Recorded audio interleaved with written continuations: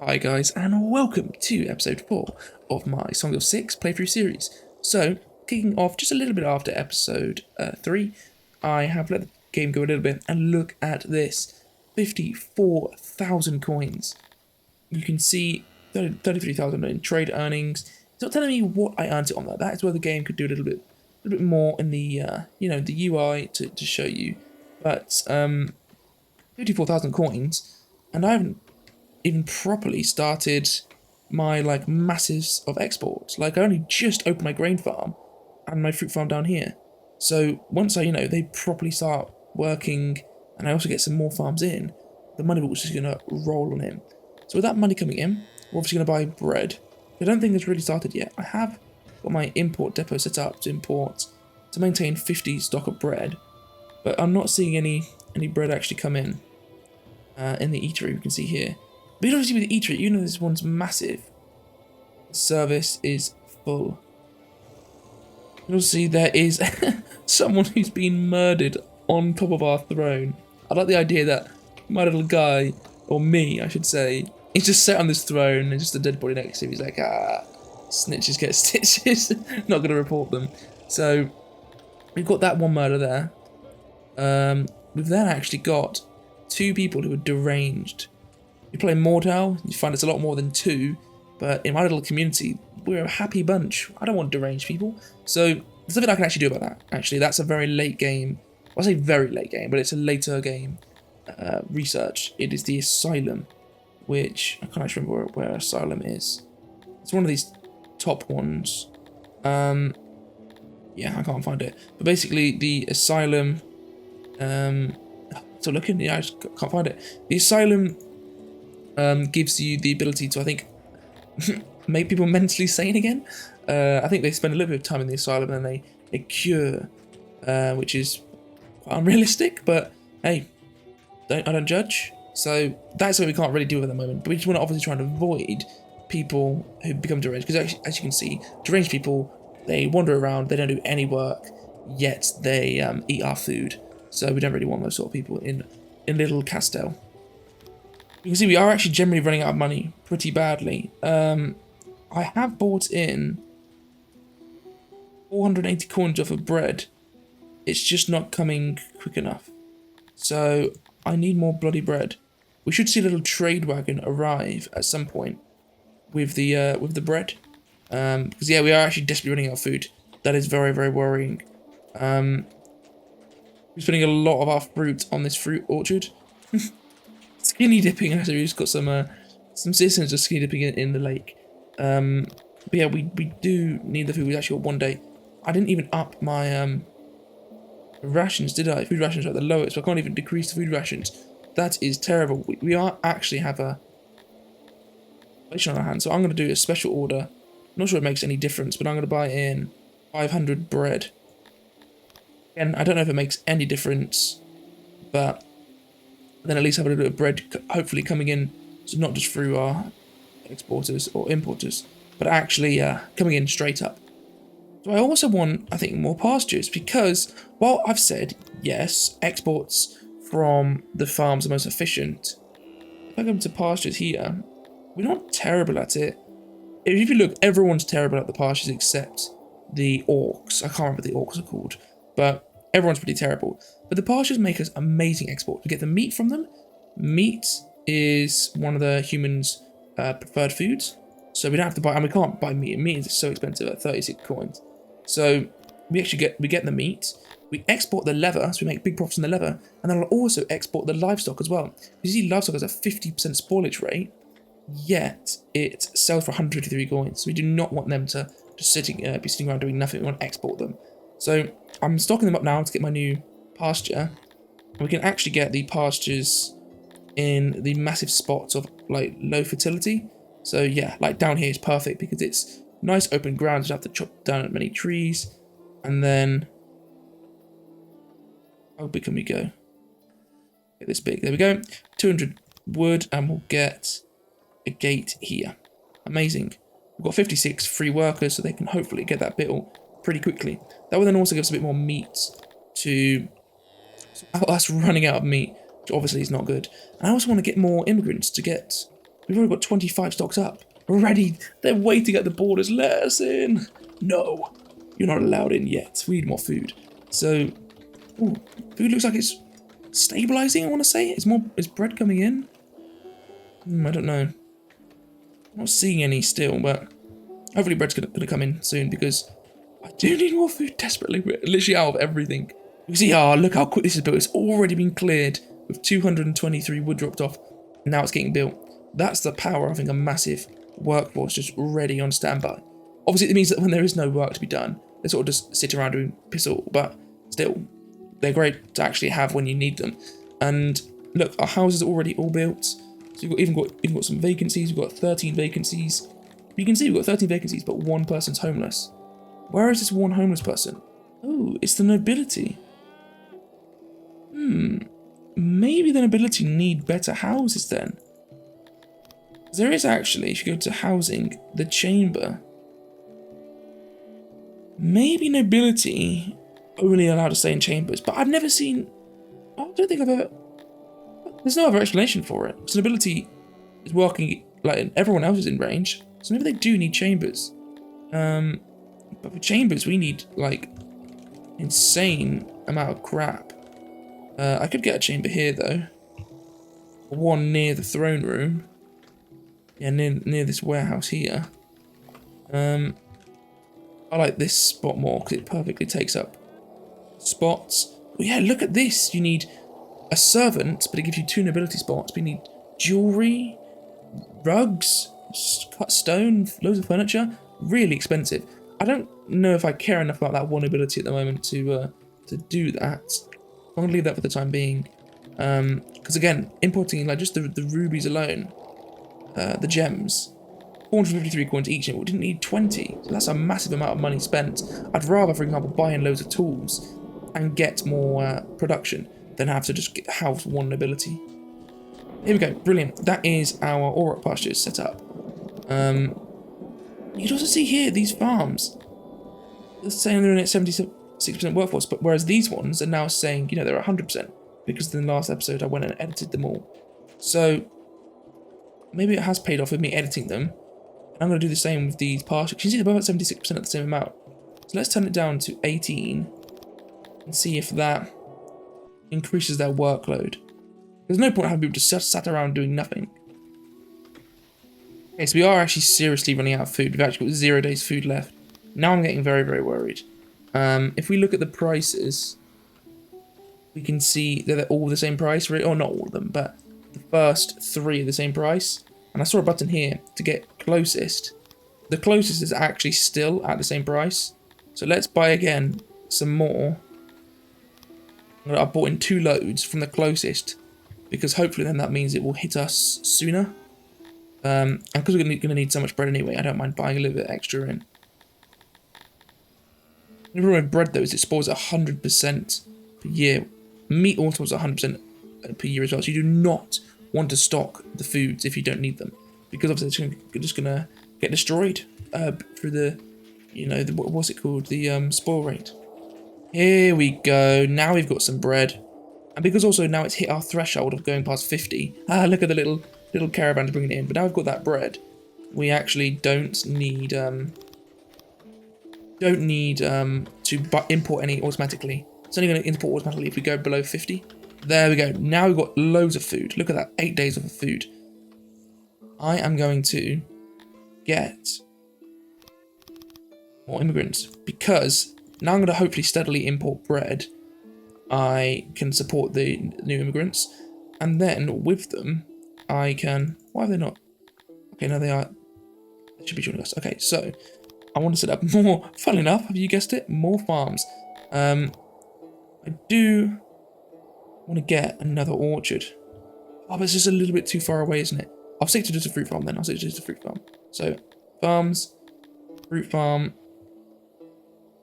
We'll get a nice big. I don't want to go too big because I don't want to take up farm for where an orchard would be here. 100 apples, 10 workers is still a lot, 90% fertility, amazing. So, I'm going to get that one. Then, got my Auroch pasture down here, which is already got 52 animals. So what I'm going to do now is set up a new one here. Animals, employ 1 person, And I'm going to set export level to max. If I ever want to get another pasture set up, I simply set it to minimum. Stock up some livestock and then make my pasture. But I don't want to have any storage because I've said it's a 50% loss rate. And because they're worth so much, I'd rather just sell them. So, of that ticking away there, that's a little bit of extra money coming in. We've got 70 workers now. This only needs up 10, so we need to get 60 jobs worth to use up all our workers. And I think it's time for the tech. I honestly think it's time for the tech, which I think is just furniture. If we have a look in knowledge, in the laboratory, get it? We go knowledge, laboratory, it's furniture and wood. So I'm going to get a nice big laboratory, let's say down here. I'm trying to think of what the most efficient is. This, if I get it like this, yeah, it's efficient on both sides. Here we go. You can see here, this is 40 workers worth stuffed into this long corridor almost. I'm going to then get some doors just here and just here, either side of the road. 167 wood. The furniture, we've already got tons stocked up. How quick does furniture decompose? 25% per year. So again, furniture is a nasty one as well. I'm going to export furniture because, oh no, I'm not going to export furniture. I can actually use it as one of the access. But the problem is though, if you use it as an access, you can't maintain a level. That's where I get a little bit annoyed because if I click this one button, it will always use up all my furniture, even if I don't have enough. So I can't, like with the export, say, oh, cap it at, me always having 20 furniture. I can't do that. So you sort of then have to keep like turning it on and off if you want to then get furniture. My labourers hard at work over here, chopping down all these trees, creating new earth in the lake, plowing all the soil. It's all going brilliantly, and that is going to be again more fruit coming in. Look at this, brilliant! Our research laboratory is almost complete. Last little bits of furniture being placed down. There you go. So a laboratory, 40 workers. That's using up a massive amount of our free labour force, but 100% worth it. These workers are going to sit in our little laboratory and produce knowledge. The knowledge stores up over time until you hit a peak where the laboratory is simply at its max. If you then decrease your laboratory workers, your knowledge goes down, which means if you have knowledge spent and your knowledge goes down, it actually freezes the knowledge, which means you don't actually get the benefit of it. So you always need to maintain your 40 workers. You can't just produce 40, get the knowledge, and then unassign them. You do have to constantly have them working. But I want to actually get my first knowledge tech as this improved laboratory, because we're going to have so many workers in the laboratories. Getting the upgraded laboratory, which costs us a bit of iron, you get a 50% bonus to the production of knowledge. So that's a massive save to the amount of laboratory workers you've got. But you see this, technology smashing upwards. Brilliant stuff. Soon I'll be able to get some more tech, and I'm trying to think where I want to go first. I think more edible crop bonus, because this again gives us 10% for our fruits and grain farmers, but then I can actually go 10% solely into fruit or 10% solely into grain. Brilliant. Look at this, our fruit orchard now has 400 of 400, so it's no longer to use up fruit stores to actually take the resources. It's now actually getting built, and then soon we should have our fruit orchard set up, which is going to be, I think it was 28 workers, so that's going to be another hit to our labour force, but for a very good cause.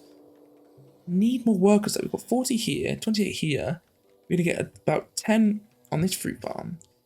I don't have anything I want to do, because again, stuff like furniture, tool making, all of that, I'm not interested in. I think fruit is really the export I want, to be honest with you. And then from that, I can buy in more tools and stuff. So we go to, because if you look at other stuff like mines, humans again are really average at them. Bakery, humans are really average. So it's not only cheaper to buy in the finished product anyway from the market, but it also is very average. I don't really want to go into any of these things. Woodcutters, same. Agriculture is anything we're really good at. But then even agriculture, fisheries, the humans are average at. And animal husbandry, humans are average at. Pretty tough, isn't it? But knowledge, I think, is where it's at. If I go massively into knowledge, which is where obviously the humans shine. If we look at knowledge, laboratories, well, it's not actually showing us from that, but do a little bit of digging into humans, you can find, I don't remember where it is though, but you can find what they're good at, and knowledge is one of them. Brilliant. Look at all this bread coming in. I think this was one of my previous bread orders, which just shows how close the closest one is compared to how far the other one is, because you got that closest one instantly. Unless that closest one is the one that just arrived and the previous one is the one that arrived before. I don't actually know, but either way, one of them had a massive delay. Oh no, warehouse is ready over here, isn't it?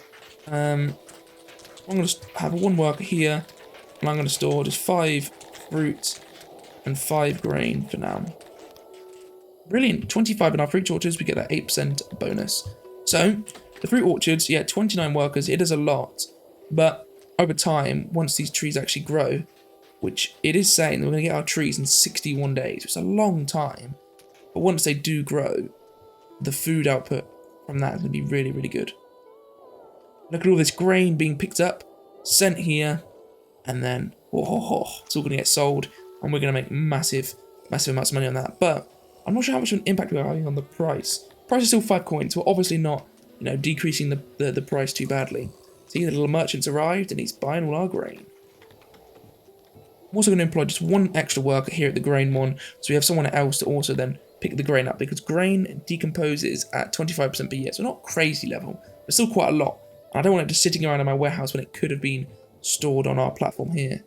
But then saying that, we can see here that 768 is the limit of this exporter. So if the caravans aren't coming in quick enough, we're not going to be able to export anymore anyway. So actually, I'm going to stay back to 1 because we've already hit our limit. Okay, so this is what I was looking for earlier. This is the properties menu, which is telling me what humans are good at. So you can see, I think with the 1, it's just bang average. You can see stuff that's above 1 is where we've got our bonuses. So all the fruits, the grains. You can see also some of this though is, look, we get +10 because of nobles, +10 because of technology. So it's actually, and a little bit because of experience. Because his species gives us an extra 0.2 to get 20% bonus because of the species. But that is another thing, experience. The longer you have your workers sat on the building, the greater their skill level goes up. So that just by itself means that a building that's been running for a long amount of time, you get more out of it. Exposure. Oh my goodness. I was not paying attention to the housing. We have got a massive housing crisis. Let's get some more houses in. We've got enough space for some here. That is 30 more houses. So I want to get 2 more of these in. And then again, how should I get them? Here, because this is sort of in between where I'm going to get a lot of more farms. I can maybe get some more pastures here. The pastures can go on the bits of ground where I've got low fertility. So like here, because that again is making us a good little bit on exports. But let's get all this in. Let's construct some roads. We're now hitting a point where this little, started as a little village, is now expanding out. We might need to get some more services soon to reach these lower down houses. Definitely need. Make sure our halves are stocked with wood. Yeah, so at temperatures plunge, we definitely need these houses in quick. And we're also going to need more eateries, more wells, all of that sort of stuff. So I'm going to get an eatery right next to my arena here, because that is going to cover. Well, actually, maybe I'll get a little bit lower down. I think I'll get it here, because that then covers a nice range. So let's go civics, health, or entertainment, and then eatery. Okay, I've got my eatery here. I've got my 2 doors to get in and out. Needs a bit of clay, so I'm going to buy 32 in. How much does clay decompose? 10% per year. Okay, so yeah, 32 clay. Got so much money now. We've got 75k. My goodness. But with all these labourers, that's why again having this workforce stocked up is really, really good, because the odd job is just getting these houses built rapidly. Like we've gone from 70 to 50 houses, or homeless people, I should say. And we're getting these houses built rapid pace. Things are going really, really good here in Castell. Making loads of money. We can actually start thinking about importing tools soon. And the tools will just speed up. I'll prioritise them on our farming, because that's where obviously we're making a lot of our money. So tools will just speed up that amount to get us even more exports. In fact, I'm going to do that right now. So let's get another import depot. And I'm going to set it to always have a very small amount of tools. Because if I have to keep manually buying them in, I'm probably going to lose track of it. And it also is very annoying. So let's go logistics, import depot. I don't want a big one, we only need a small one. So let's put that here. Get a nice little road just next to it. And then once that is built, we can set it to import a very small amount of tools. And we might find that our money just shoots down and we just can't afford it. If that's the case, then I'll shut the imports off. But what I think the case is once you've bought, let's say you need 1,000 tools to satisfy all the workers that you want to have with tools. You have to buy those 1,000 tools in. Once you've done that, there's a decay rate of, let's say, 10 per year or whatever. That then means after that, you only need to get 10 tools in to replace the ones that have been broken or running out or whatever. So it's only that initial investment that's expensive. After that, you're actually all right. Let's go for tools, import level, again, very small amount. Let's go for 10%, because what's the decay rate on these? Oh, 25% per year. Actually, no, I am going to go for a small amount.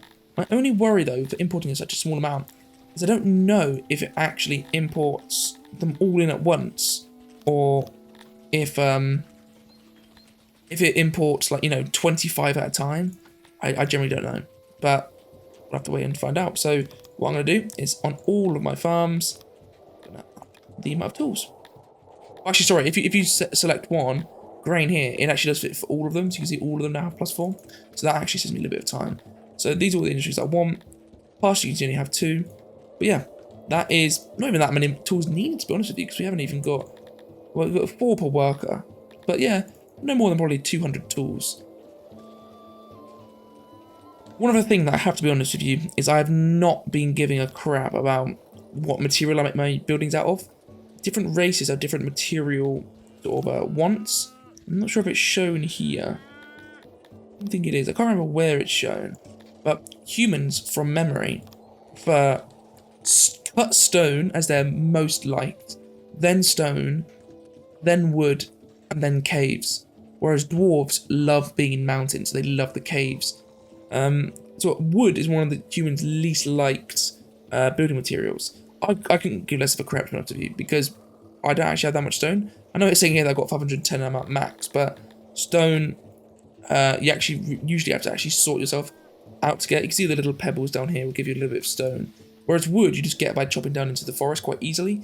So you just get it naturally by expanding your base. Again, I know it's the same for stone, but stone is also a little bit more expensive. Oh no, same price actually. But yeah, I've been building my buildings out of wood. But to be honest with you, from now on, now that I've got a bit of cash, and I realised that stone is actually the same price of wood, I might actually buy a little bit of stone in and start building my buildings out of stone.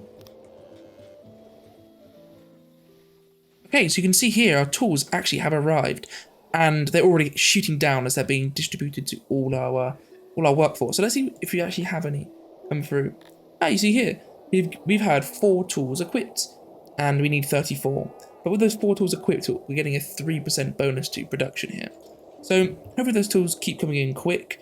See, we're at 87k, so that tool purchase there did not harm us. In fact, inflation is what's harming us the most here at 2k loss per year, or per month, or whatever the cycle rate is for that. So we actually need spend our money, because we're losing just a silly amount on oh my goodness, who's this? Someone dead there. Death because of cold. Oh my goodness. Right, let's get another half. Speaking of all of that, we will get the hearth here and get it right here. So you can see all my houses are being completed. We're now at 1 homeless, and that again is our nobility. So we obviously need a chamber for them. Looking at other things, 90k we've got. Tools, we still, what if we have a look at tools actually? If we bought in an extra batch, we've imported now 64. So we have got our batch. So it does actually only buy 32 at a time, which is a shame. You can't, if you wanted to buy in all of that amount at once, I'd have to just put a buy order in, all of them. So it is actually what I'm going to do. The difference in price, actually, they're the same. The person who's closest is also the one who's the cheapest. So I'm going to buy in 180 at once, because we know we're going to need a lot. And the decay rate isn't crazy on them if we do buy a little bit more than we need. And also by buying them in, we're going to then have less money, which means inflation's going to hit us less. But guys, I think I'm actually going to end the episode there. I'm actually going to quickly, because we are getting a lot of furniture, and this is a 25% decay. So if you have a look, furniture is spoiling. Only 3 per year, but still, I'd rather get that used up. So I'm actually going to go to access and just put 1 thing in furniture. And I can always buy in furniture. But yeah, guys, I'm going to end the episode there. I'm really happy with the progress made. We're starting to get a bit of tech in. Look at this, 2.7k tech. So in the next episode, we can start to allocate some points. We have massively increased the size of our village. Gone from, I think at the start of the episode was 200 now to 300, or at least if we haven't gone up by that much, we've got a lot more housing for all the new people. We've got, yeah, some labs. We've got our fruit orchard set up, some extra farming set up. We are starting to export and import more. Things are going brilliantly here in Castel, and I'm really, really pleased. So, thanks a lot for watching. If you've enjoyed, leave the video a like. If you're enjoying the Songs of Syx series as a whole and you want to see more, please let me know by considering about subscribing. I'd really appreciate that. And then finally, if you want to come chat to me, give me some feedback, give me some advice, or offer your suggestions on games I can play in the future, then join the Discord. The link is in the description. So, thanks a lot, guys, and I'll see you in the next episode. Ta-ra.